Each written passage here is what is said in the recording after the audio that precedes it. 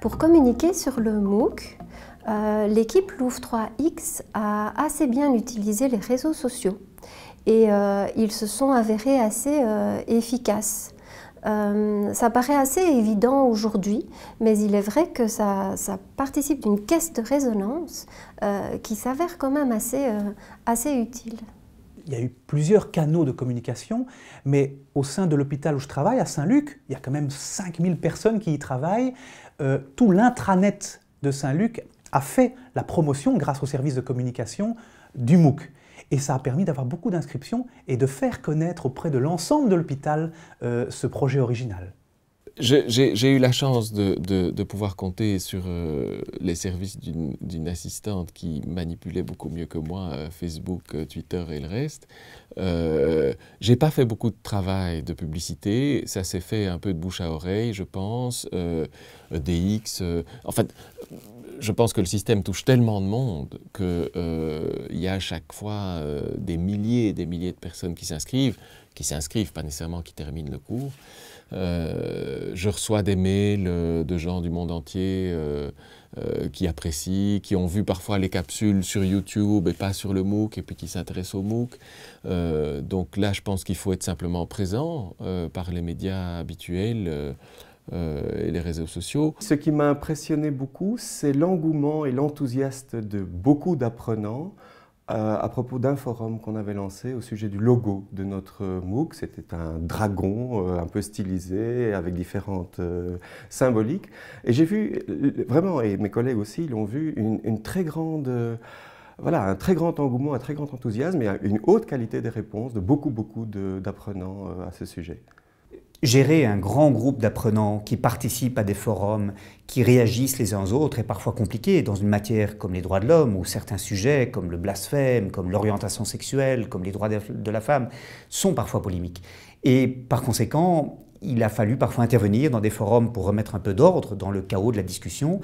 Et l'expérience que j'ai tenté de faire corriger les positions des uns par d'autres apprenants a été très compliqué à mettre en place pour un groupe comprenant plusieurs milliers de personnes. Donc il y a des bonnes manières de faire, il y a certainement une interactivité qu'on peut encourager, mais il y a aussi des véritables défis parfois difficiles à relever. Quelque chose qui chez nous n'a pas formidablement bien marché, je le regrette un peu, on n'a pas eu vraiment le temps de mettre au point cette phase. Mais je pense que quelque chose qui serait très important, parce que je l'ai vu dans un autre MOOC auquel j'avais participé, c'est la mise en place par exemple d'un site Facebook longtemps à l'avance qui interpelle déjà les gens et qui annonce en lien avec des événements de l'actualité, des choses qui concernent le MOOC. Je pense que quelque chose de très important, on ne l'a pas vraiment fait, on le fera sans doute pour des éditions suivantes. Ben là, par contre, moi je suis assez nulle à ça et donc j'ai pallié le problème en m'adjoignant les services de quelqu'un qui est particulièrement bonne à ça, qui s'appelle Marie-Ange, je la recommande. Donc c'est une fille que j'ai jamais vue, mais qui a été apprenante dans la première édition du MOOC et qui avait vraiment beaucoup apprécié faire le MOOC. Et du coup, bon, on a été en contact et maintenant, elle s'occupe de tout ce qui est le community management et donc des relations avec les apprenants. Et je pense que les apprenants apprécient vraiment d'avoir quelqu'un qui le fait, qui est compétent pour le faire et qui a la motivation pour le faire. Moi, c'est pas mon truc, donc j'essaye pas... Enfin, je me dis, ça sert à rien que moi, j'essaye de faire quelque chose dans lequel je ne suis pas apte, c'est pas mon truc tout simplement. Et donc, quand c'est pas son truc, autant déléguer à quelqu'un qui va bien le faire.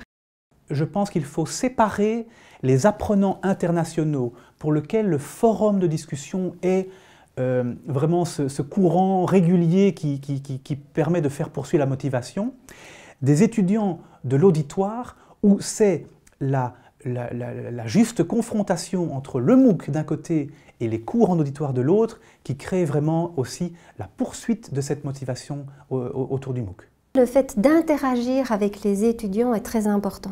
Donc avoir une équipe suffisamment large et suffisamment solidaire qui permet vraiment d'animer le cours via les forums, les questions-réponses, par exemple des Google Hangouts également, vraiment montrer aux étudiants qu'ils ne sont pas seuls derrière leur ordinateur, mais qu'ils interagissent avec une équipe qui les soutient, qui les supporte dans un effort qui n'est quand même pas facile, hein, c'est quand même conséquent pour eux, ça paraît assez déterminant.